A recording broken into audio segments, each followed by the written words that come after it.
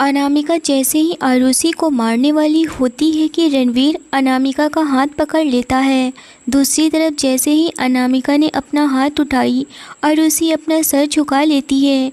यह देख करके रणवीर की आंखों में बहुत ज़्यादा ही गुस्सा था। रणवीर भारी आवाज़ में बोला, तुम्हारी हिम्मत कैसे हुई इस तरह से मेरी स्वीटी पर हाथ उठाने की? यह आवाज़ सुनकर के आरुषि चौंक सी गई। ऑफिस के सारे एम्प्लॉय खड़े हो गए थे और वहाँ क्या हो रहा था सब एक टक देखने लगे। अब सबको डर हो गया था कि रणवीर ओबेरॉय अब आगे क्या करेगा। और अनामिका की गलती भी नहीं थी, वह तो उस लड़की की गलती थी, पर वह तो अनामिका को ही डांटने लगे थे। और यह स्वीटी कौन है? सब आंखें फाड़े हुए उस लड़की को रणवीर को देखे जा रहे थे। बृजमोहन जी भी एक पल के लिए सहम से गए, क्योंकि रणवीर इतना गुस्सा भरी आवाज़ में बोला ही था। और वह भी चौंक गए कि स्वीटी किसको रणवीर बोल रहा है।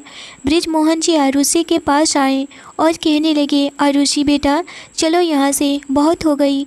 वह आरुषि का हाथ पकड़े हुए थे, उसे चलने को कहने लगे, पर आरुषि उन्हें रोक दी। वह फ़ौरन से अपनी नज़रें उस आवाज़ की तरफ करके देखी। वह फटी नज़रों से देखती रह गई। वह कोई और नहीं बल्कि वह तो कल वाला ही इंसान है जो कि मुझे किडनैप किया था। आरुषि की आंखें फटी की फटी रह गई। वह सोच भी नहीं सकती थी कि वह रणवीर ओबेरॉय ही था। वह अभी अपने होश खो चुकी थी। रणवीर बस अनामिका को ही सुनाए जा रहा था और कहने लगा, इस ऑफिस से दफ़ा हो जाओ। जो तुमने आज काम किया है उसका मैं इनाम दे रहा हूँ। आइंदा से यह गंदी शक्ल मेरे सामने मत लेकर आना। आज से तुम्हारी छुट्टी हो गई। यह कहते हुए उसकी ब्राउन आंखें गुस्से से दहक रही थी। रणवीर के गुस्सा के सामने किसी की जुबान खोलने की हिम्मत भी नहीं हो रही थी। और अनामिका तो सब जानती थी, इसीलिए वह बिना कुछ कहे वहाँ से चली गई। आरुषि रणवीर के सामने आई और वह कहने लगी, बंद करिए यह नाटक और यह दिखावा। सब लोग आरुषि की तरफ देखने लगे। आरुषि जब जान गई कि यहाँ किडनैप करने वाला कोई और नहीं बल्कि रणवीर ओबेरॉय ही है, वह बहुत ज़्यादा डर रही थी। कांपते आवाज़ में हिम्मत करते हुए रणवीर ओबेरॉय को इस तरह से बोले जा रही थी। एक मिनट के लिए तो बृजमोहन जी भी घबरा गए और डर गए थे। वह कभी सोच भी नहीं सकते थे कि आरुषि रणवीर के सामने ऐसे बोलेगी। बृजमोहन जी डर से कांपने लगे थे कि अब पता नहीं यह डेविल आरुषि के साथ क्या करेगा। बृजमोहन जी आरुषि के पास आए और कहने लगे, चलो बेटा यहाँ से। पर आरुषि बृजमोहन जी का हाथ अपने हाथों से छुड़ा लेती है और कहने लगी, मुझे इस इंसान से बात करनी है। इसने आपको तकलीफ़ दी है, आपको पनिशमेंट दिया, इसकी हिम्मत कैसे हुई? और इसने मुझे कल। आरुषि अपनी बात अधूरी छोड़ दी। यह सुनकर और देखकर रणवीर के चेहरे पर स्माइल आ गई और वह कहने लगा, इस तरह से तुम नाराज़ होगी तो कैसे काम चलेगा स्वीटी?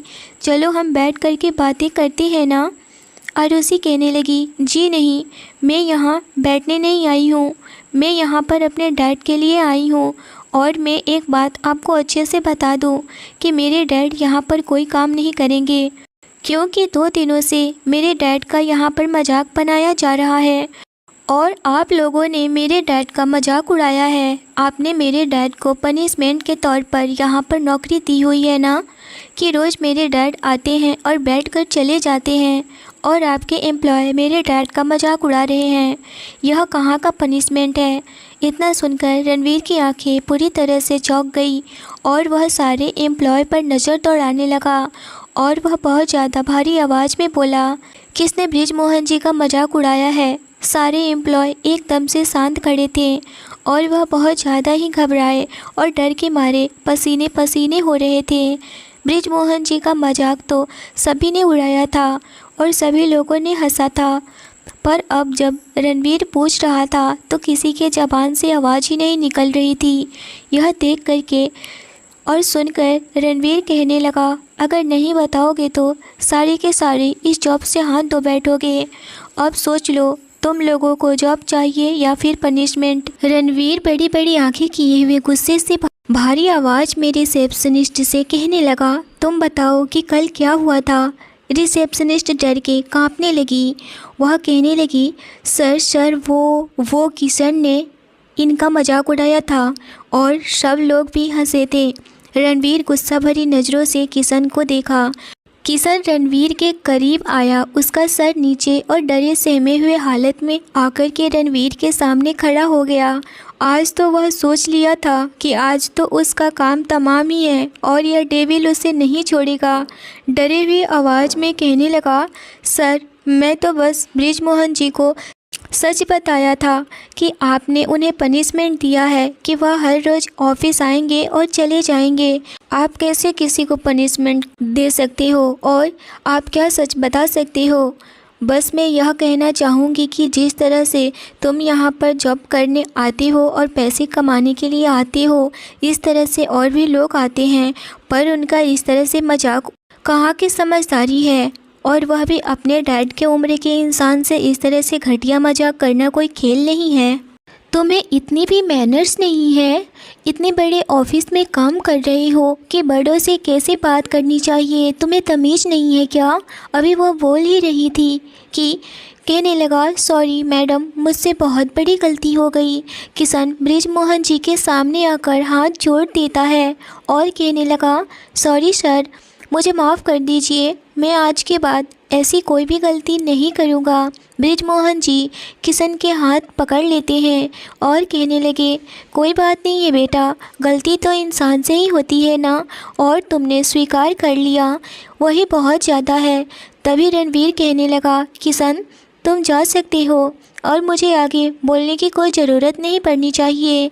इतना सुनकर के किशन तो हैरान हो गया कि आज रणवीर ओबेरॉय को हो क्या गया है। आज इस तरह से बिना कोई सज़ा दिए ही यह इंसान कैसे छोड़ दिया?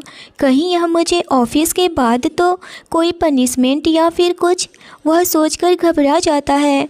वह डर के मारे उसके पैर कांपने लगे थे। वह आकर अपने डेस्क पर बैठ जाता है और उसी बृजमोहन जी का हाथ पकड़ के कहने लगी, डैड चलिए यहाँ से। और उसी अपने डैड के साथ जाने लगी थी। अभी वह अपना एक कदम आगे बढ़ाई ही थी कि रणवीर उसके सामने आ जाता है और कहने लगा, बृजमोहन जी आप कहीं नहीं जाएंगे, आप इसी ऑफिस में काम करेंगे क्योंकि हमारे बीच डील हुई है और वह डील आप अच्छे से जानते हैं। हमारा डील या कॉन्ट्रैक्ट तोड़ना रूल के खिलाफ है। इतना सुनते ही बृजमोहन जी जगदीश पांडे के साथ जो रणवीर ने किया था वो हादसा याद आ गया और यह सोच करके बृजमोहन जी कहने लगे, हाँ बेटा, रणवीर सर सही कह रहे हैं, तुम बिल्कुल भी फिक्र नहीं करो, मैं यहीं पर जॉब करूँगा। बृजमोहन जी यह नहीं चाहते थे कि उनके या फिर आरुषि के साथ कुछ गलत हो और वह आरुषि और शुभ को लेकर के बहुत ज़्यादा परेशान थे। उन्हें रणवीर कोई चोट न पहुँचाए। आरुषि, डैड अब आप इस ऑफिस में कोई काम नहीं करेंगे। इतना कह करके बृजमोहन जी का हाथ पकड़ के ऑफिस से बाहर जाने लगी थी। तभी रणवीर आरुषि के सामने भाग कर जाता है और कहने लगा, स्वीटी जो भी बात हो हम मिलकर सॉल्व कर लेंगे ना। मैं अब तुम्हारे डैड को कोई पनिशमेंट नहीं दूंगा, प्लीज़ बात को समझो। आरुषि कहने लगी, नहीं मुझे कुछ नहीं समझना है, चलिए डैड। रणवीर फिर से एक कदम आगे बढ़ता है और बृजमोहन जी का हाथ पकड़कर कहने लगा, आप यहाँ से नहीं जा सकते हैं, यह मेरा ऑफिस है और आप इस ऑफिस में जॉब कर रहे हैं। मैंने आपको बहुत पहले ही जॉब पर रख लिया था, पर मैं ऑफिस में नहीं आ रहा था, जिस वजह से आपको अकाउंटर का कुछ नहीं पता था। अब से ऐसा बिल्कुल नहीं होगा। तभी वह किसी को बुलाता है और आरुषि उसको देख करके हैरान हो जाती है।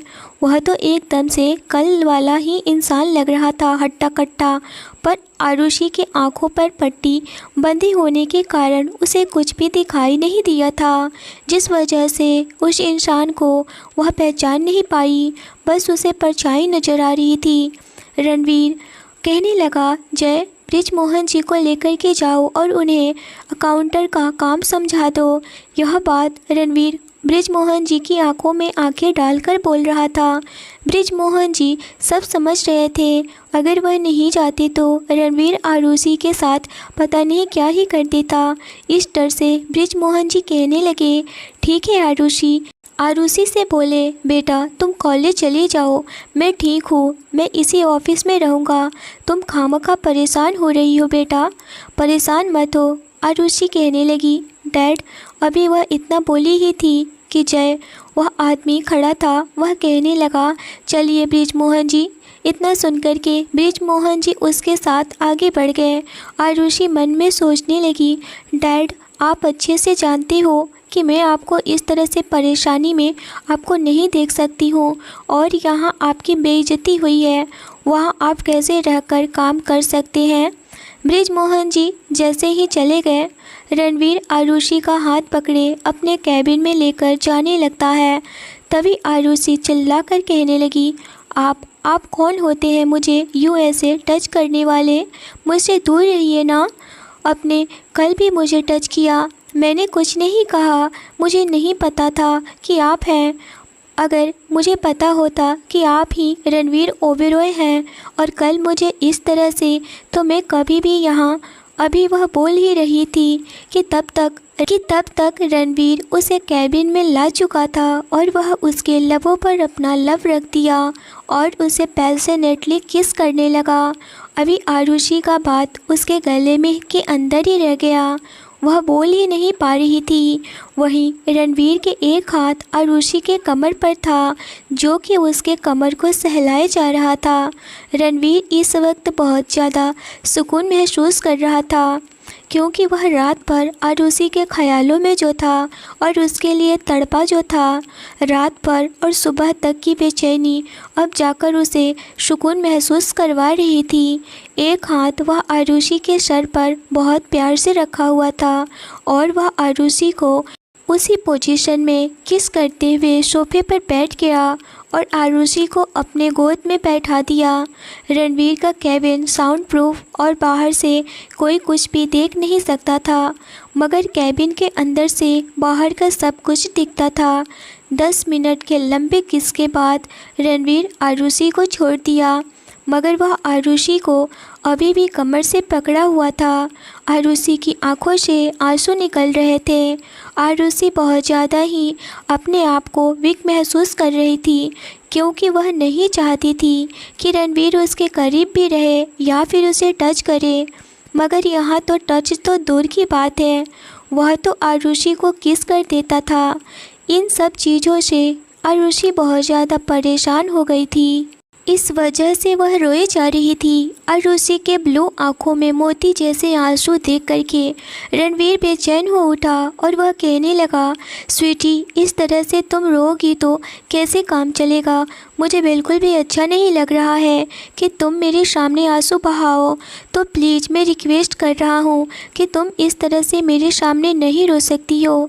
तभी आरुषि उसे धक्का देती है और वह चिल्लाते हुए कहने लगी, ये आंसू भी आपकी वजह से है, समझ रहे हैं आप, आपने ही यह आंसू दिए हैं। यह कहते हुए आरुषि उससे दूर हुई और कैबिन के विंडो के पास चली गई और खड़ी हो गई, मगर वह हाथ विंडो के पास रखे होने के कारण और वह गुस्से में ही विंडो को ज़ोर से पकड़ी थी। तभी रणवीर खड़ा हो गया और वह भी उसके करीब जाने लगा। यह देखकर कि आरुषि अपना हाथ विंडो पर और कसती, जिससे कि उसके हाथ में खरोंच आ गई और उसके हाथों से ब्लड निकलने लगा। तभी आरुषि उसे हाथ दिखा करके रोकते हुए बोली, जहाँ खड़े हो वहीं खड़े रहिए, मेरे करीब आने की कोशिश भी मत करिए। मैं किसी और की अमानत हूँ और आपने उसके अमानत पर दाग लगाए जा रहे हैं। अब मैं बर्दाश्त नहीं कर सकती हूँ, किसी और की अमानत हूँ। ये सुनकर रणवीर की ब्राउन आँखें गुस्से से दहक उठी और वह आरुषि के पास आकर उसके हाथों को पकड़ लिया, मगर वह कुछ और आगे बोलता। तभी रणवीर को आरुषि के हाथों पर नजर गया, जो कि उसके हाथों से ब्लड निकल रहा था। यह देख कर के वह एकदम से सदमे में आ गया। वह हकलाते हुए कहने लगा, यह ब्लड कैसे आरुषि। आरुषि भी हैरान हो गई और वह अपने हाथ को देखने लगी।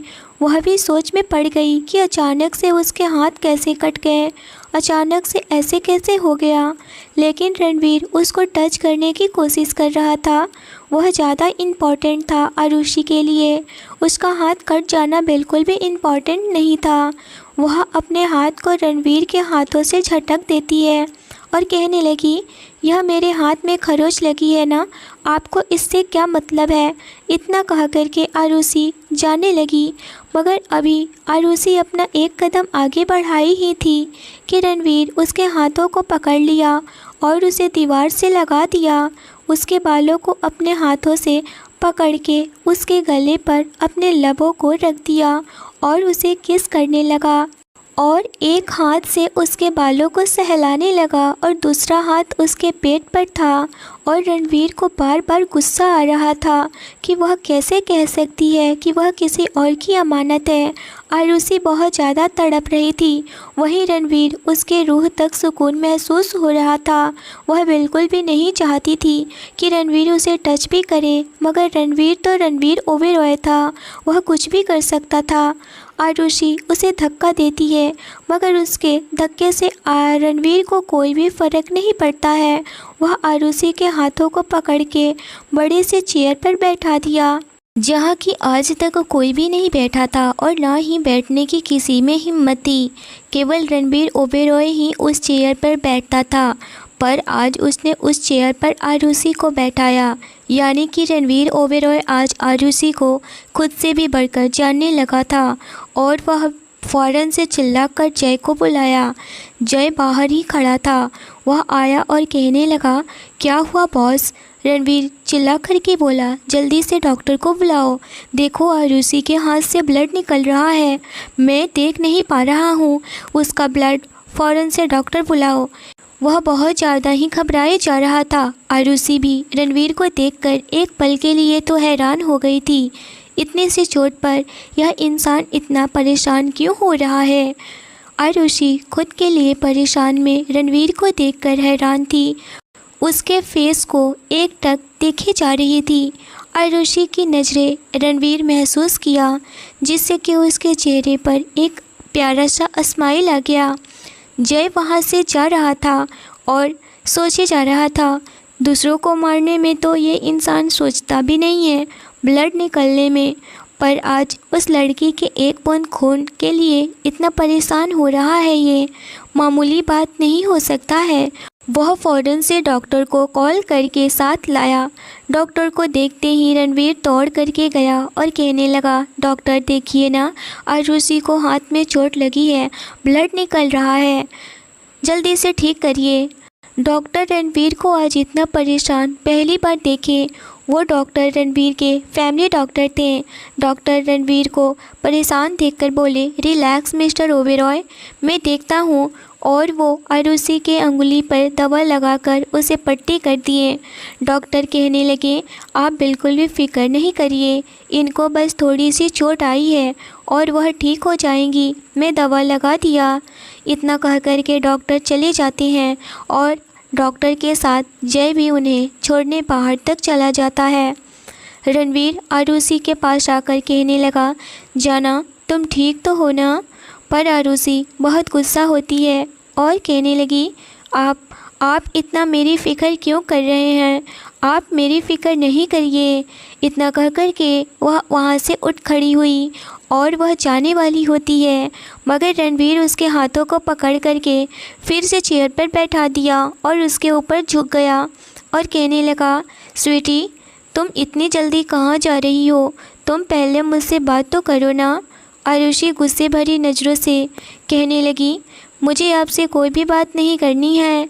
रणवीर कहने लगा, ठीक है, नहीं बात करनी है जाना, तो फिर मैं यह अब बातें डायरेक्ट तुम्हारे पापा से ही बात करूँगा, और वह भी हमारे रिश्ते की। इतना कह कर के वह आरुषि के चेहरे को अपने दोनों हाथों में लेकर के उसके माथे को किस कर लेता है और कहने लगा, स्वीटी अब मैं तुमसे दूर एक पल भी नहीं रहना चाहता हूँ। मैं तुमसे दूर रहूँगा तो मैं नहीं रह पाऊँगा ज़िंदा। प्लीज़ तुम समझने की कोशिश करो ना। आज तक रणवीर किसी से इतना रिक्वेस्ट नहीं किया था। आज पहली और आखिरी आरुषि ही थी जो कि इतना उसे प्यार से और उसकी सारी गुस्से को सहन कर रहा था, क्योंकि आरुषि उसे सच में दिल से भा गई थी। आरुषि वहाँ से खड़ी हो जाती है और कहने लगी, मुझे घर जाना है, मैं यहाँ बिल्कुल भी नहीं रह सकती हूँ। इतना कहकर वह जाने लगी, पर रणवीर उसका हाथ पकड़ लिया और कहने लगा, स्वीटी तुम ऐसे कैसे अकेले जा सकती हो? मैं जैसे कह देता हूँ वह तुम्हें छोड़ देगा और तुम कॉलेज आज नहीं जाओगी। काफ़ी देर हो गई है, तो तुम कॉलेज कल से मेरे साथ चलोगी और मैं तुम्हें ड्रॉप करूँगा। इतना सुनकर आरुषि की ब्लू आंखें पूरी तरह से लाल हो गई थी, पर वह चाहकर भी कुछ नहीं कर सकती थी। रणवीर जय को बुलाता है और कहने लगा, जय आरुषि को उसके घर तक छोड़ दो। वह अपना सर हाँ में हिलाता है और आरुषि को आगे चलने के लिए कहता है। आरुषि आगे चलने लगी और वह ऑफिस से बाहर आ गई। इधर जय आरुषि के जाते ही अपने चेयर पर बैठ गया और उसकी खुशबू को अपने अंदर महसूस करने लगा और बोले जा रहा था, आरुषि तुम सच में बहुत ही अलग हो। मैं तुम जैसी लड़की आज तक नहीं देखी। तुम मेरे लिए बहुत ही खास हो। इतना कहकर कि वह कुछ सोचने लगा और फ़ौरन से एक कॉल करता है। 5 मिनट में ही बृजमोहन जी उसके कैबिन में आते हैं। बृजमोहन जी उसके कैबिन में एंटर होते हैं तो वह डरे हुए होते हैं कि पता नहीं यह क्या ही बात करेगा। वह कहने लगे, क्या बात है सर? रणवीर अपने चेयर से खड़ा हो जाता है और बृजमोहन जी के पास जाता है। बृजमोहन जी पूरे डर के साये में घिरे हुए थे और डरे हुए हालत में कहने लगे, क्या बात है सर? कुछ गलती हो गई है क्या मेरी बेटी से? मेरी बेटी को प्लीज़ आप कुछ नहीं करेंगे ना? बृजमोहन जी को इतना डरा हुआ देखकर रणवीर कहने लगा, बृजमोहन जी आप बिल्कुल भी घबराइए नहीं। मैं ना ही आपको और ना ही आपकी बेटी को कुछ करने वाला हूँ, लेकिन मैं आपकी बेटी के बारे में ही कुछ बात करना चाहता हूँ। आप यहाँ आराम से बैठिए। वह बृजमोहन जी को सोफे पर बैठाता है और कहने लगा, मैं आपकी बेटी से प्यार करने लगा हूँ और मैं आपकी बेटी से शादी करना चाहता हूँ। यह सुनकर के बृजमोहन जी की तो हालत ही ख़राब हो गई थी। वह अपनी बेटी को इस शैतान के हाथों में कैसे सौंप सकते थे। वह फ़ौरन से सोफे से उठ खड़े हुए और हाथ जोड़कर कहने लगे, प्लीज़ रणवीर सर, प्लीज़ ऐसा मत करिए। वह बच्ची है, वह बहुत नादान है। अगर उसे कोई गलती हो गई हो तो मैं उसकी गलती की सज़ा भुगतने के लिए तैयार हूँ। उसके तरफ से मैं माफ़ी मांगता हूँ, लेकिन प्लीज़ मेरे फूल सी बच्ची को आप छोड़ दीजिए। रणवीर कहने लगा, आप बिल्कुल भी टेंशन नहीं लीजिए। मैं आरुषि को कोई भी तकलीफ़ नहीं देने वाला हूँ। आप जो सोच रहे हैं वह सही है अपनी जगह पर, मगर मैं ऐसा नहीं हूँ। मैं बस ऐसे रास्ते पर चल पड़ा हूँ और मैं वैसा बन गया हूँ। अगर मैं वैसा नहीं बनता तो सारी दुनिया मुझे लूट ही लेती। अब इस दुनिया की वजह से ही मुझे इतना कठोर डेविल बनना पड़ा। पर आप बिल्कुल भी फिक्र नहीं करिए, मैं आपकी बेटी को थोड़ी सी भी खरोच भी नहीं लगने दे सकता हूँ। इतना कह कर के उसके आंखों में आंसू भर आए थे, मगर वह अपने आंसू को अंदर ही समेट लिया। बृजमोहन जी यह देख कर के कहने लगे, मगर वह बच्ची है सर। मैं एक पिता हूँ और मैं अपनी बच्ची का भला और बुरा सोच सकता हूँ। मैं अपनी बच्ची को ऐसे कैसे? अभी वह बात कंप्लीट ही करते कि रणवीर कहने लगा, आप आरुषि की फ़िक्र क्यों कर रहे हैं? मैं हूँ ना, मैं आपकी बेटी को कुछ भी गलत नहीं होने दूँगा, क्योंकि मैं आरुषि को प्यार करता हूँ। मुझे वह पसंद आ गई है, मैं उससे दूर नहीं रह सकता हूँ। मैं ही था जो कि आपकी बेटी को किडनैप किया था, मगर मैंने उसके साथ कुछ भी नहीं किया, क्योंकि मैं तो इरादे बनाया ही था कि मैं उसके साथ एक रात बिताऊंगा। मगर जब वह मेरे पास आई तो मैं उसके करीब तक नहीं जा पाया। मुझ में हिम्मत ही नहीं हुई, मेरा दिल माना ही नहीं कि मैं आरुषि के साथ कुछ गलत करूं। तो मैंने ठान लिया कि मैं आरुषि को अपनी ज़िंदगी में शामिल करूंगा। आरुषि मुझे पसंद आ गई है और मैं उसे बिल्कुल भी तकलीफ़ नहीं दूंगा। आप डर रहे हैं ना, क्योंकि आपने मेरा वह चेहरा देखा है जो कि किसी ने नहीं देखा, जो कि आपको देखना नहीं चाहिए। आप अपनी जगह बिल्कुल सही है। आप अपनी बेटी के लिए डर रहे हैं, अपनी जगह जायज़ है। और आप मुझ पर भरोसा नहीं कर रहे हैं, यह भी आप सही कर रहे हैं। वक्त आने पर सब कुछ समझ में आ जाएगा आपको। मेरा काम था, मैंने आपको बता दिया, अब आप समझ लीजिए। मगर मैं तो आरुषि से शादी करके ही रहूँगा। यह सुनकर के बृजमोहन जी काफ़ी चिंतित हो गए और वह सोचने लगे कि रणवीर जो कह रहा है वह तो सच में करके ही रहेगा, वह तो मानने वाला बिल्कुल भी नहीं है। वह इन्हीं सोचों में गुम थे और वह वहाँ से जाने लगे। तभी उधर से जय आरुषि को छोड़कर आया और आते ही कहने लगा, सर मैं आरुषि मैडम को छोड़ आया। उनके घर पर बृजमोहन जी अभी जा ही रहे थे। वह भी यह बात सुन लिए और वह सोचने लगे, आरुषि को रणवीर अपनी गाड़ी से छोड़ा, यह सब क्या हो रहा है, मुझे आरुषि से बात करनी होगी। तभी जय अंदर आता है और कहने लगा, यह यहाँ। रणवीर कहने लगा, मैंने आरुषि की शादी की बात की है, पर यह भी डरे हुए हैं क्योंकि यह मेरे उस चेहरे को देखे हुए हैं जो कि इन्हें नहीं देखना चाहिए था, इसीलिए यह मुझसे डरे हुए हैं। इतना कहकर के वह शैतानी हंसी हंसने लगा। उसके सर पर अब आरुषि का नशा छा गया था। उसे हासिल करने का जुनून सवार हो गया था, बिना यह जाने कि आरुषि को वह हासिल करना चाहता है। वह उसके भाई रूहान की अमानत है। रणवीर ने सीरियस टोन में कहा, जय मेरी बात ध्यान से सुनो। अगले 2 दिन तुमको सारे काम भूल करके एक काम करना है।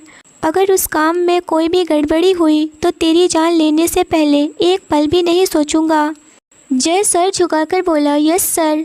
यह बोल करके जय कैबिन से निकल गया। रणवीर ऑफिस से घर आ गया था। वह डिनर करके अपने कमरे में चला गया। रणवीर को एक बार फिर से आरुषि का खूबसूरत चेहरा उसकी आंखों के सामने आ गया, जो उसकी आंखों से भी ज़्यादा खूबसूरत था। रणवीर आंखें बंद करके खुद से बोला, आज तक किसी को अपनी होठों को हाथ तक नहीं लगाने दिया मैंने, और तुम्हें मैंने उन्हीं होठों से ज़बरदस्ती किस किया है बिना तुम्हारी परमिशन के। क्या जादू कर दिया है तुमने स्वीटी मुझ पर। उफ, कैसे निकलेगी ये रात तुम्हारे बिना जाना। रणवीर बंद आंखों से सिर्फ आरुषि के बारे में ही सोचे जा रहा था। दीवानगी की हद जैसे पार होने लगी थी उसके तो। वहीं जहां रणवीर आरुषि को याद करके मदहोश हो रहा था, वहीं आरुषि चेंज करके अपने बेड पर आकर बैठ गई थी। उसने पिंक कलर का लोअर और शर्ट पहना हुआ था, बालों की पोनी बनाई हुई थी। वह टेडी को हक करके सो रही थी, तो जो उसके साथ हुआ वह सब उसके जहन में घूमे जा रहा था। वह बाहर निकल ही नहीं रहा था उसके दिमाग से। तभी उसके फ़ोन की रिंग बजी। फ़ोन पर रूहान का नंबर फ्लैश होता देख करके आरुषि के चेहरे पर मुस्कान आ गई। उसने फ़ोन उठाया और भींगी आवाज़ में खुद से बोली, आज मैं रूहान को सब बता दूंगी, जो भी मेरे साथ हुआ है सब। यह भी बता दूंगी कि मैं उसे कितना प्यार करती हूँ। यह बोलते हुए उसके चेहरे पर रूहान के लिए प्यार की एक तड़प थी, जिसमें रूहान के लिए बेइंतहा प्यार था। उसने जल्दी से अपने आंसू साफ़ किए और कॉल रिसीव कर ली। उधर से रूहान की प्यार भरी आवाज़ आई मिस यू मेरा बच्चा। रूहान के मुंह से इतनी प्यार भरी आवाज़ सुनकर आरुषि की आंखों से आंसू बहने लगे और उसने जल्दी से अपने आंसू साफ़ की और सोची, अगर रूहान को पता चला कि मैं रो रही हूँ तो वह बहुत परेशान हो जाएगा ना, मुझे नॉर्मल रहना होगा। यह सोचते हुए उसने खुद को नॉर्मल की और धीमी आवाज़ में बोली, I miss you too Ruhan. मैं कब से तुम्हें कॉल लगा रही हूँ, तुम मेरा कॉल क्यों नहीं पिक कर रहे हो। और 1 मिनट, यह नंबर, यह तो। रूहान उस वक्त मीटिंग ख़त्म करके अपने कमरे में आया हुआ था। उसने अपना ब्लेज़र निकालकर एक साइड रखा और बेड पर गिर गया। फिर मुस्कुराते हुए बोला, बताता हूँ, सब बताता हूँ। मीटिंग ख़त्म करके जब वह आया था तो वह सोच लिया था कि मैं पहले जैसा ही आरुषि के सामने रहूँगा और मैं बिल्कुल भी उसे इग्नोर नहीं करूँगा। मैं उससे बात करूँगा क्योंकि मैं कोई भी गलत नहीं किया है। मैं उसे समझाऊँगा और वह सारी बातें समझ जाएगी। इतना सोचकर वह नॉर्मली तरीके से आरुषि से बात करने के लिए सोच लिया। यह बोलते हुए रूहान ने अपनी घड़ी उतारकर साइड टेबल पर रख दिया और जैसे ही बोलने लगा तो आरुषि ने कहा, रूहान तुम सब बाद में बताना, पहले तुम्हें मुझे यह बताओ कि इम्पोर्टेंट क्या बताने वाले हो और मुझे भी कुछ बताना है तुम्हें। आरुषि बहुत ही बेताब थी रूहान को यह सब बताने के लिए। तभी रूहान बोला, आरुषि नॉट फेयर। हाँ, बंदा तुमसे प्यार करता है तो क्या तुम हमेशा मुझसे पहले बोलोगी? आज तुम कुछ नहीं बोलोगी। आज मेरे पास तुम्हारे लिए एक गुड न्यूज़ है जिसे सुनकर तुम खुशी से उछल पड़ोगी। आरुषि ने बोलने की कोशिश करते हुए कहा, पर रूहान सचा। इससे पहले आरुषि कुछ बोलती, रूहान ने कहा, तुम लैपटॉप ओपन करो, मैं वीडियो कॉल पर बताता हूँ। यह बोलते हुए रूहान के चेहरे पर एक प्यारी सी मुस्कान थी। आरुषि भी चुपचाप लैपटॉप ऑन की। उसने देखा रूहान ने वाइट कलर की शर्ट पहनी हुई थी, माथे पर बाल बिखरे हुए थे। आरुषि ने पहली बार उसे फॉर्मल में देखा तो उसके होठों पर स्माइल आ गई। वह उसे प्यार भरी नज़रों से देखते हुए बोली, रूहान तुम कितने प्यारे लग रहे हो यार। आज पहली बार मैंने तुम्हें फॉर्मल में देखा है। क्या यह सच में तुम हो? आरुषि उसे प्यार भरी नज़रों से देख रही थी। रूहान ने उसे घूरते हुए कहा, क्या मतलब है तुम्हारा, मैं प्यारा नहीं हूँ? तो आरुषि रूहान की बात को सुनकर खुश हो जाती है। क्या रूहान अपनी शादी आरुषि के साथ कर पाएगा या फिर रणबीर आरुषि से शादी करेगा? आरुषि किसे एक्सेप्ट करेगी या ज़बरदस्ती एक्सेप्ट करना पड़ेगा उसे? यह जानने के लिए इस चैनल पर बने रहिए। और स्टोरी अच्छी लगी हो तो लाइक, शेयर और सब्सक्राइब करना न भूलें। मिलते हैं एक नई और इंटरेस्टिंग एपिसोड के साथ। Thanks for watching. जिससे कि संजना मौका देकर श्लोक के हाथों पर अपने दांत काट लेती है, जिससे कि श्लोक दर्द से चीख उठता है। संजना को छोड़ देता है और मौका पाकर संजना श्लोक को अपने से दूर झटक देती है और वह जल्दी से दरवाज़ा खोलकर कमरे से बाहर भाग जाती है। संजना को बाहर जाता देखकर श्लोक बोला, जाओ जाओ स्वीट हार्ट, लौट कर तो तुम्हें मेरे पास ही आना है, वह भी मेरी कैद में। यह कह करके श्लोक डेविल हंसी हंसने लगता है। संजना भागकर बाहर जाती है। गेट पर बॉडीगार्ड्स खड़े होते हैं जिसे देख करके संजना हैरान हो जाती है, क्योंकि जब वह यहाँ आई थी तो वहाँ पर एक भी बॉडीगार्ड्स नहीं थे, लेकिन अब अचानक क्यों वहाँ पर बॉडीगार्ड्स आ गए थे। वह गेट पर पहुंच जाती है। वह गेट का दरवाज़ा खोलती है, उससे पहले ही बॉडीगार्ड उसके सामने आ जाते हैं। वह चीखती चिल्लाती है, प्लीज़ दरवाज़ा खोल दो, मुझे जाने दो, लेकिन वह कुछ नहीं बोलते हैं और ना ही दरवाज़ा खोलते हैं। यह देखकर एक बॉडीगार्ड बोला, हमें सर मना किए हैं, मैं दरवाज़ा नहीं खोल सकता हूँ। तभी एक आवाज़ आती है, अब यह दरवाज़ा नहीं खोलेगा, जब तक मैं चाहूँगा तब तक खुलेगा। यह बात सुन करके पीछे पलटकर संजना देखती है, श्लोक उसी के पास आ रहा था, जिसे देखकर संजना थोड़ा कन्फ्यूज हो जाती है, लेकिन फिर भी अपने कदम पीछे की तरफ बढ़ाने लगती है, क्योंकि उसे श्लोक से डर लग रहा था। कि तभी संजना पलटकर कहती है और गेट की तरफ जाने लगती है। वह अपने कदम गेट के बाहर रखती है कि तभी उसे दोबारा श्लोक की आवाज़ आती है, शायद तुम्हें अपने भाई की जान की कोई भी परवाह नहीं है, अगर प्यारी होती तो तुम यहाँ से बाहर जाने का सोचती भी नहीं। ठीक है, तुम्हारे कदम बाहर तो हैं, तुम्हारे भाई की जान उसके शरीर से बाहर, उसका इतना कहना था। कि संजना पीछे पलटकर श्लोक की तरफ देखने लगती है और श्लोक की पूरी बात सुनकर अब संजना को गुस्सा आने लगता है, जिसे संजना अपने कदम श्लोक की तरफ बढ़ा देती है और फिर गुस्से में श्लोक को देखते हुए, तुम आखिर में चाहते क्या हो? क्यों मुझे मेरे भाई का सहारा लिए मेरा इस्तेमाल करना चाहते हो? क्यों तुम मेरे साथ यह सब कर रहे हो? यह वजह क्या है? क्या वजह है? तुम इंसान नहीं हो, हैवान हो। इस वक्त संजना को बहुत ज़्यादा ही गुस्सा आ रहा था, क्योंकि ऐसी सिचुएशन में संजना के सामने ज़िंदगी में पहली बार आई थी, जिसे वह निपट नहीं पा रही थी। वरना ऐसा कुछ भी नहीं था जो कि संजना सॉल्व ना कर सके। और वहीं संजना की बातों से श्लोक का खून खौल उठा था। उसकी आंखें लाल और उसे उभरने लगी थी। इस वक्त श्लोक को इतना गुस्सा आ रहा था कि उसका दिल कह रहा था कि उसके सामने यह दुल्हन के जोड़े में खड़ी बिना दुपट्टे के इस लड़की को जान से मार दे। भागने के चक्कर में संजना को भी होश नहीं था कि उसने अपना दुपट्टा नहीं ले रखी है, लेकिन अफसोस कि वह तो उसे बहुत तड़पाना चाहता था, जिससे कि वह अपने कदम संजना की तरफ बढ़ाया। एकदम से संजना के बालों को पकड़ते हुए उसे अपने करीब खींचकर उसकी आंखों में देखते हुए, तुम्हारी इतनी औकात कि तुम मुझे बुज़दिल और नामर्द कहो। किसी की इतनी हिम्मत नहीं कि वह मुझे इतनी ऊंची आवाज़ में बात करे, लेकिन तुमने यह हिम्मत की है, इसकी सज़ा तो अवश्य तुमको मिलेगा। यह कहते हुए श्लोक संजना को अपने कंधे पर उठा लेता है और वहीं संजना श्लोक के पीठ पर मारते हुए बोली, छोड़ो मुझे डेविल कहीं के, तुम सही नहीं कर रहे हो, मैं तुम्हें छोड़ूंगी नहीं, तुम मुझे अभी जानते नहीं हो, मैं तुम्हें जान से मार दूंगी, छोड़ो मुझे। मुझे क्या क्या लगता है, तुम्हें क्या लगता है कि मैं कोई कमज़ोर इंसान हूँ? मैंने कहा मुझे छोड़ो। यह शब्द संजना बहुत ज़्यादा ही मुश्किल से कह रही थी, क्योंकि उसे भी पता था कि वह इस वक्त श्लोक से कितना डर रही थी। वह तो बस श्लोक से खुद को बचाने के लिए कुछ भी बोले जा रही थी ताकि श्लोक उसे छोड़ दे, लेकिन श्लोक संजना को नहीं छोड़ा और वह इसी तरह संजना को अपने कंधे पर लिए हुए अपने कमरे में कदम बढ़ाते चला गया। कमरे में ले जाकर के सीधा वह बेड पर संजना को पटक देता है और बिना देरी किए हुए गुस्से से चीखते हुए बोला, क्या कहा? मैं नामर्द हूँ तुझे?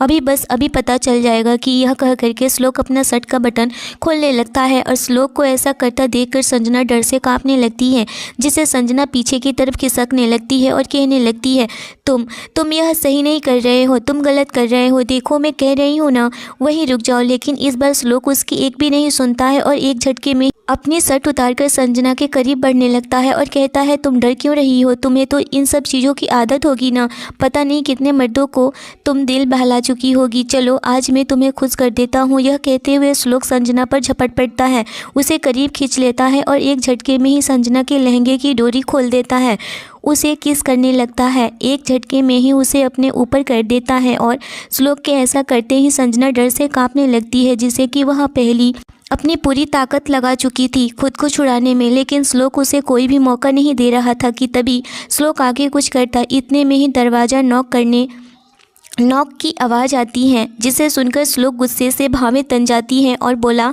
अब कौन कबाब में हड्डी बनने आया है कमबख्त। इतना कह करके श्लोक दरवाज़ा खोलने के लिए चला जाता है। जब श्लोक ने दरवाज़ा खोला तो एक लड़का वहाँ पर खड़ा था और बोला, बॉस कुछ गड़बड़ हो गया है। यह सुनकर के श्लोक और भी ज़्यादा गुस्सा हो गया था और वह चिल्लाकर बोला, ऐसे कैसे हो गया है, तुमने मुझे कॉल क्यों नहीं किया है? इतना कह करके वह लड़का चुप हो गया था। श्लोक अपने फ़ोन को देखने लगा। फ़ोन इस वक्त बंद हो चुका था, क्योंकि वह संजना के साथ वह सब हरकतें करने के चक्कर में फ़ोन अपना बेड पर ही रख चुका था और भूल चुका था, और वह उसी की गलती के कारण फ़ोन बंद हो चुका था। वह जब अंदर आया फ़ोन देखने तो फ़ोन सच में बंद था। वह लड़का दरवाजे पर ही खड़ा था और जब श्लोक दरवाजे से कमरे में आया तो दरवाजे के सामने जो इंसान था वह इंसान संजना को देख सकता था। संजना ने भी उस इंसान को देखा और संजना यह देखकर पूरी तरह से कांप चुकी थी और वह इंसान भी संजना को देखकर अपनी आंखें बड़ी कर लिया था और वह अंदर आ जाता है। जब वह कमरे के अंदर आता है तो देख कर के पूरी तरह से हैरान था। इधर श्लोक यह देखकर कि यह लड़का मेरे कमरे में क्यों एंट्री कर लिया है, वह पूछने लगता है, क्यों भाई, तुम अंदर क्यों कमरे में आ रहे हो? इतना तुम्हें ख्याल नहीं है कि वह यह बात दांत पीसते हुए कह रहा था। यह सुनकर के वह आदमी हकलाते हुए बोला, बॉस वह मेरी कुछ यहाँ पर गिर गया था, वही लेने चला आया, सॉरी बॉस। इतना कह कर के वह लड़का फिर से बाहर की ओर चला जाता है। संजना पूरी तरह से कांप जाती है। वह एक हाथ से अपने लहंगे को पकड़ी होती है और एक हाथ अपने चेस्ट पर रखी थी और वह पूरी तरह से हिल चुकी थी। अपने सोचने समझने की शक्ति भी वह खो चुकी थी। उसे बिल्कुल भी समझ में नहीं आ रहा था कि अब उसके साथ क्या हो रहा है। वह लड़का कोई और नहीं बल्कि अमर ही था, जिसे संजना मोहब्बत करती थी और अमर भी जान चुका था कि यह संजना है, लेकिन अमर इस बात को छुपा दिया था, वरना अगर थोड़ी सी भी भनक लग जाती श्लोक को तो वह या तो संजना को जान से मार देता या फिर अमर को। संजना एक मिनट के लिए सोचने लगती है, अमर यहाँ पर क्या कर रहा है? क्या अमर इस इंसान के साथ काम करता है? यह सोचकर पूरी तरह से वह घबरा चुकी थी। उसको कुछ भी समझ में नहीं आ रहा था। अमर इस घटिया इंसान के साथ में क्या कर रहा है? क्या यह मेरे भाई के किडनैपिंग में मिला हुआ है? लेकिन वह तो संजना को यह बताया था कि वह एक अच्छा जॉब करता है, एक कंपनी में बहुत अच्छा पोस्ट पर है। ऐसा नहीं था। अमर तो कंपनी में एक जॉब करता था। उधर अमर भी परेशान हो रहा था कि यहाँ पर संजना क्या कर रही है, ऐसा क्या हुआ है? कहीं यह मेरी गलत काम के बारे में तो नहीं जान गई है ना? लेकिन इसकी यह हालत कैसे हुई है? यह इस तरह से इस बॉस के सामने क्या कर रही है? कहीं इस पर बॉस की नीयत खराब तो नहीं हो गई है? यह सब सोच करके अमर भी बहुत ज़्यादा घबराए जा रहा था।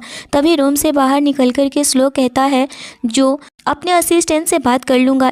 इतना सुन करके अमर वहाँ से जाने के लिए हाँ कर देता है। अमर अपना सर हाँ में हिला देता है और वह वहाँ से चला जाता है। लेकिन उसके दिमाग में बहुत कुछ चल रहा होता है। तभी उसके सामने एक लड़का आता है और वह कहता है, क्या कहा बॉस ने? तुम्हारी बात हो गई है? तो अमर कहता है हाँ। तभी उस लड़के से अमर पूछता है, राधे, वह बॉस के कमरे में लड़की कौन है? तभी राधे कहने लगता है, अमर तुम नहीं जानते हो, उस लड़की से बॉस ने आज ही शादी कर ली है। 1 घंटे पहले ही उनकी शादी हो चुकी है।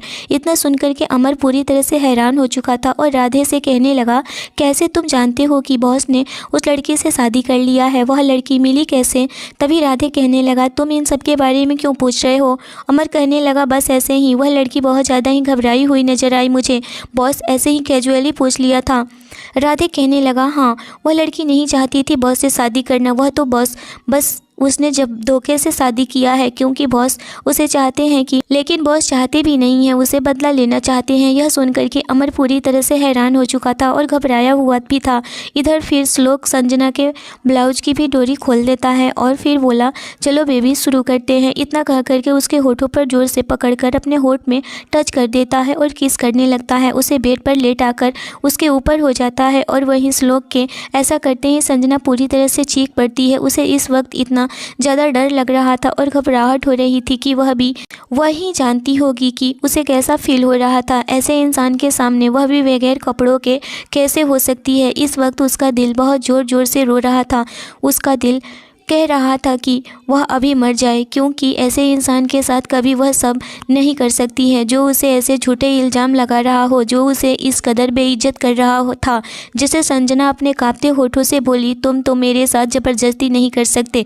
यह कहते हुए संजना ज़ोर ज़ोर से रोने लगती है। संजना की बात सुनकर के श्लोक अपना सर उठा करके संजना के चेहरे को देखने लगता है, जो अब तक पूरे आंसुओं से भीग चुका था और उसके चेहरे पर डर भी नजर आ रहा था, जिससे कि वह संजना के ऊपर से उठ जाता है और वहीं संजना भी उसके उठते ही झट से बेड से उठकर दीवार से जाकर लग जाती है और एक हाथ से अपने लहंगे को पकड़ी होती है और एक हाथ से अपने ब्लाउज को, और फिर रोते हुए बोलती है, तुम इंसान नहीं हो, तुम मेरे साथ कोई ज़बरदस्ती नहीं कर सकते हो, सुना तुमने? यह कहते हुए संजना पीछे की तरफ पलटने लगती है और कहती है, और वहीं श्लोक संजना की बात सुनकर के उसकी आंखों में खून उतर आया था, जिससे कि वह गुस्से से दहाड़ते हुए बोला, अपने कदम संजना की तरफ बढ़ा देता है और वहीं संजना पीछे की तरफ जाती है तो श्लोक संजना को कमर से पकड़कर उसे अपने करीब खींच लेता है और गुस्से से उसकी आंखों में देखते हुए बोलता है, how dare you call me a rapist. Shlok चीख पड़ता है और कहता है, तो ठीक है, अब तुम खुद मेरे पास आओगी। यह कहते हुए श्लोक बेड पर जाकर बैठ जाता है और फिर उसे कहते हुए बोलता है, अभी इसी वक्त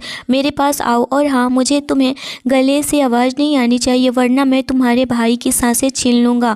और तुम्हारे पास ऑप्शन है, तुम क्या चाहती हो, खुद को मुझे सौंप देना या फिर अपने भाई की जान बचाना चाहती हो। यह कहते हुए श्लोक अभी संजना को इंटेंस नज़रों से घूर रहा था और वहीं संजना श्लोक की बात सुनकर रोने लगती है और कहती है कि क्यों कर रहे हो, समझते क्यों नहीं हो, मैं ऐसी लड़की नहीं हूँ, प्लीज़ मुझे जाने दो, मैं एक सिंपल मिडिल क्लास फैमिली से बिलोंग करने वाली लड़की हूँ, क्यों मेरा ज़िंदगी नरक बना रहे हो? मेरे माँ बाप का भी तो सोचो, उनके ऊपर क्या गुजरेगी अगर उनकी बेटी के साथ कोई ऐसा करेगा तो। तुम्हारे घर में बहन होगी, माँ होगी, अगर तुम्हारी बहन के साथ ऐसा होगा तो क्या करोगे? ऐसा भगवान न करे, बताओ, क्या तुम चाहोगे कि तुम्हारी बहन के साथ भी ऐसा कुछ हो? क्या तुम सह सकते हो अपनी बहन के साथ यह सब कुछ होते हुए? देख सकते हो इतना सुनकर के श्लोक के दिल में भी थोड़ा सा नरमी आई थी, लेकिन फिर अपने एक्सप्रेशन चेंज कर वह डेविल एक्सप्रेशन में आकर बोलता है, तुम बहुत ज़्यादा ही लेक्चर दे रही हो, अभी तुम्हारे लेक्चर बंद करता हूँ। इतना कह कर के श्लोक बोला, टिक टिक 1 टिक टिक 2, और ऐसे करते हुए वह गिनती गिनने लगता है। और वहीं संजना श्लोक के हर एक गिनती से उसकी सांसें ऊपर नीचे होने लगती हैं। उसे ऐसे सांसें और धड़कनें बढ़ चुकी होती है। उसे खुद पर तरस आ रहा था कि वह कहाँ फंस गई है। वह खुद का सौदा करने जा रही है उसे इंसान से जो कि उसे समझ ही नहीं रहा है, लेकिन उसे तो अब अमर भी देख चुका है। अमर से प्यार करती थी, उससे कितना घटिया चीज़ कह रहा था। वह कैसे खुद को किसी को सौंप सकती है, जबकि वह तो अमर की है। अमर उसे कितना प्यार करता है, अमर को वह कैसे फेस करेगी। अमर देख चुका था, लेकिन अमर उसे बचाने तक नहीं आया। यह सोचकर और भी ज़्यादा परेशान हो रही थी। एक बार भी अमर पूछा भी नहीं कि संजना तुम यहाँ क्या कर रही हो। यह सोच करके उसका भी पूरी तरह से जी घबरा रहा था, और अमर पर भी वह अब विश्वास नहीं कर पा रही थी। यह सब सोचकर संजना की घुटन होने लगी थी। उसका दिल कह रहा था कि वह यहाँ से कहीं दूर भाग जाए या फिर अपनी जान दे दे, लेकिन अपने सामने बैठे इंसान की न सुने। अब तो संजना कांपने लगी थी, डर से उसके माथे पर पसीने आने लगे थे। तभी संजना को श्लोक की आवाज़ आती है, टिक टिक 10। तभी संजना बोली, आ रही हूँ, मैं आ रही हूँ। और प्लीज यह कह करके संजना अपनी कदम श्लोक की तरफ बढ़ा देती है, और वही श्लोक संजना की बात सुनकर के अपने चेहरे पर डेविल स्माइल लिए संजना को अपने पास आता हुआ देख रहा था। और वहीं संजना बगैर देरी किए श्लोक के सामने यहाँ आकर खड़ी हो जाती है, और वहीं श्लोक संजना को अपने सामने देखकर उसे ऊपर से नीचे घूरते हुए कहता है, लगता है जो लड़के तुम्हारे इतने दीवाने हो जाते हैं, आखिर तुम्हारे अंदर ऐसी क्या खास बात है। और फिर बगैर देरी के ही संजना का हाथ पकड़ के उसके लहंगे से हाथ हटा देता है, जिसे लहंगा एक झटके से ही उसके कमर से होते हुए ज़मीन पर गिरते हैं। इसका एहसास होते ही संजना अपनी आंखें बंद कर देती है और उसकी आंखों से आंसू बहने लगते हैं।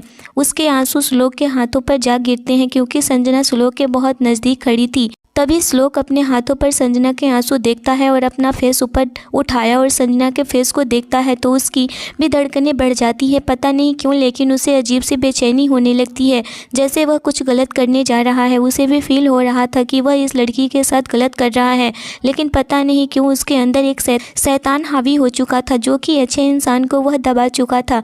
लेकिन तभी उसके सामने एक और चेहरा घूमता है, जो कि खून से लथपथ था, जो यह सोचकर बिना देरी किए ही संजना के पर आ जाता है। उसे बेड पर बेरहमी से किस करने लगता है और काटने लगता है। वह इस वक्त किसी बेरहमों की तरह ही कर रहा था।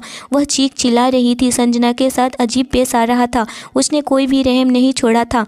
और वहीं संजना रो रही थी, जिसे सुनकर श्लोक अपने सर दोबारा उठाया संजना के चेहरे को देखता है तो आंसुओं से भरा हुआ था। उसे रोता देखकर श्लोक संजना के जबड़े को पकड़ लेता है और कहता है, अगर आवाज़ की तो मैं पूरी रात तेरे साथ क्या होगा अभी तुम सोच भी नहीं सकती हो, और तुम्हारे भाई के साथ भी। श्लोक की यह बात सुनकर के संजना अपने मुंह पर हाथ रख लेती है ताकि वह रो ना सके। संजना को ऐसा करते देखकर श्लोक को काफ़ी अजीब लग रहा था, जिसे कि वह अपने ख्यालों को झटक दिया था।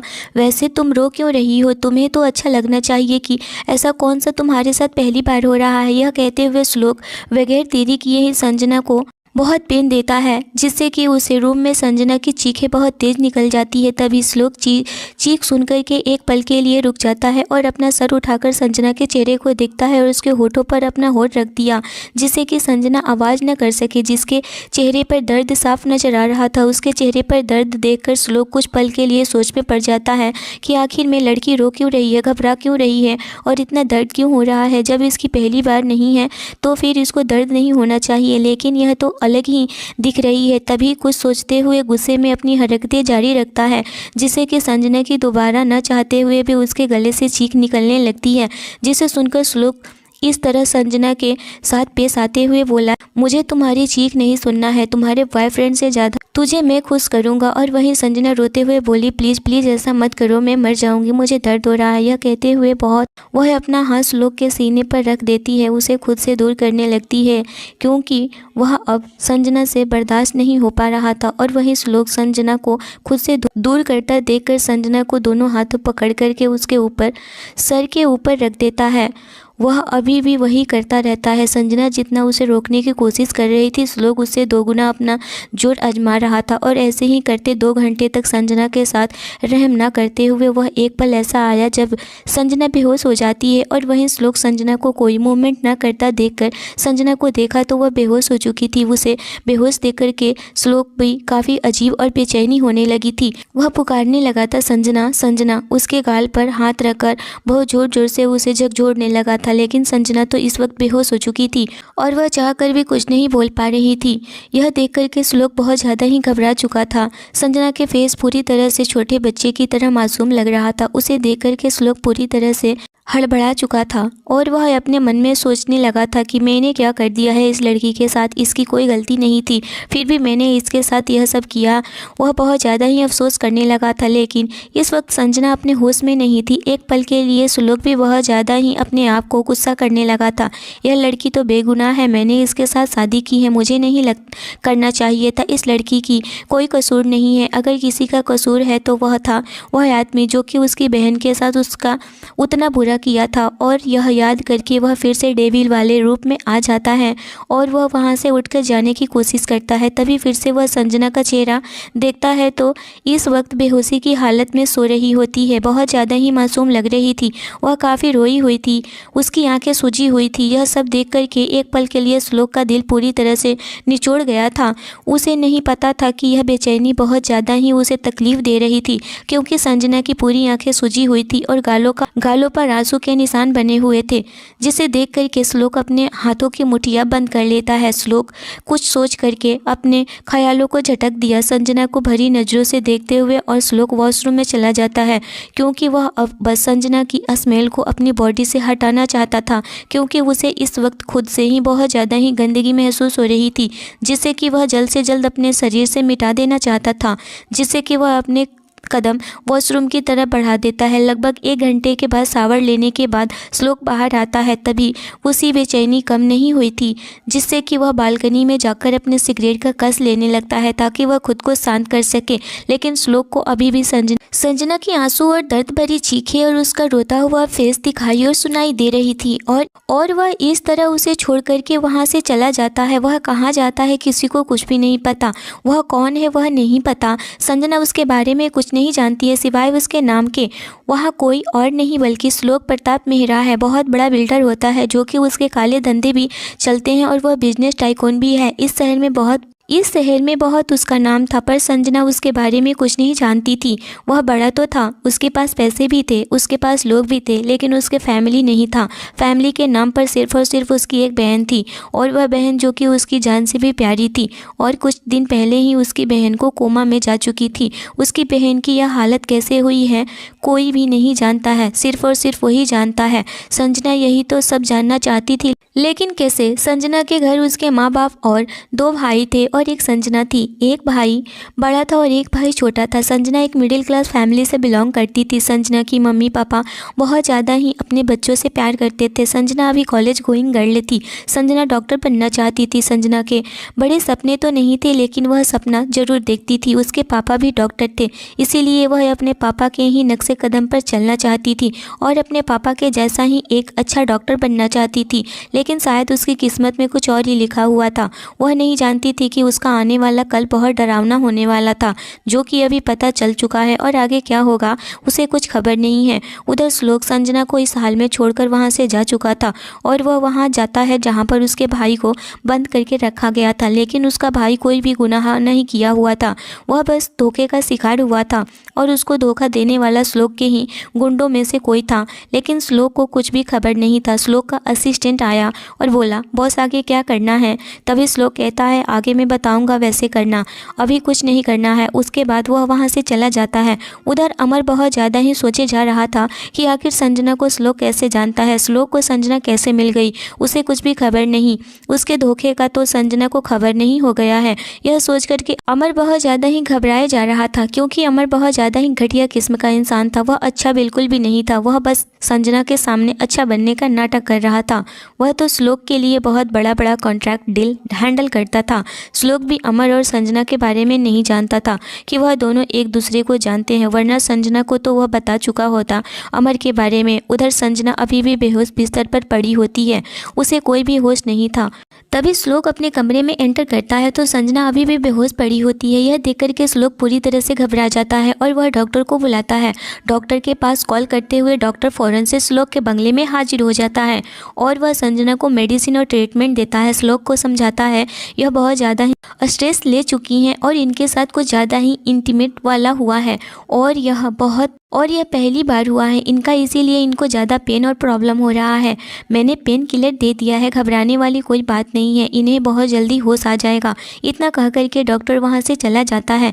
यह सुनकर के कि संजना पहली बार इंटी हुई है तो श्लोक पूरी तरह से हक्का बक्का हो चुका था। मैंने इस लड़की को क्या समझा था और क्या निकली, मैंने इसको बहुत उल्टा सीधा बोला है तो पता नहीं कितनों के साथ यह सब की हो, और यह लड़की तो पूरी तरह से पवित्र निकली। मैं कितना बुरा हूँ इस लड़की के बारे में। और इतना सुनकर के वह संजना के लिए अच्छा सोचने लगता है। संजना को होश में लाने के लिए उसके सर पर पट्टी लगाने लगता है और संजना को देखकर पूरी तरह से वह इमोशनल हो चुका था और इतना सोचते हुए उसके आंखों में आंसू आने लगते हैं। वह अपने आंसू को कंट्रोल नहीं कर पाता है और उसके आंसू गालों से होते हुए संजना के हाथों पर टपक जाते हैं। तभी उधर संजना आंसू को महसूस कर धीरे धीरे कुनमुनाने लगती है और वह अपनी आंखें खोलती है। श्लोक संजना की आंखें खोलते देख वह अच्छा फील करने लगता है, घबराहट उसकी थोड़ी कम होने लगती है। तभी संजना को बहुत ज़्यादा ही पेन महसूस होता है। वह फिर भी श्लोक को अपने नज़दीक देख करके घबरा जाती है और वह श्लोक से दूर हटने की कोशिश करती है, लेकिन